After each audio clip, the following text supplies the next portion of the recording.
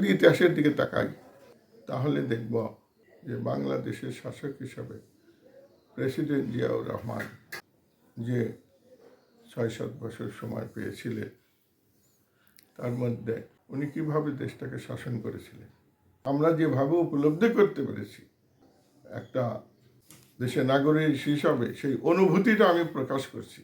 আপনারা সবাই জানেন যে প্রেসিডেন্ট জিয়ার ঐতিহাসিক বক্তব্য যে উনি বলতেন মানি ইজ নো প্রবলেম, এবং উনি আর একটা কথা বলতেন, আই উইল মেক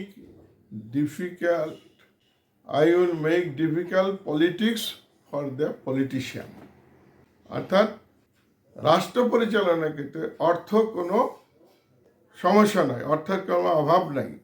২ নম্বর হইল যে যেই সমস্ত রাজনীতিবিদরা দেশ পরিচালনার জন্য উদ্বিগ হন, যাতে দেশের ক্ষমতা পেয়ে তারা অর্থবিত্ত তৈরি করতে পারেন, তাদের প্রভাব বেলায় তৈরি করতে পারেন, ক্ষমতাকে ব্যবহার করে, সেই সমস্ত পলিটিশিয়ানদের জন্য উনি বলছেন যে তাদের জন্য রাজনীতি করা আমি কঠিন করে দেব।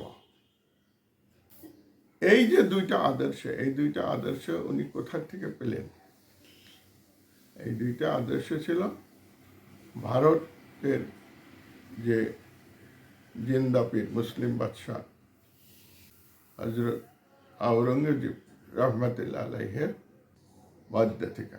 আওরঙ্গজেব ছিলেন জিন্দা পীর, আল্লাহর ওলি, দরবেশ, তাহাজ্জুদ গুজারি এবং ন্যায়নীতিবান বাদশাহ।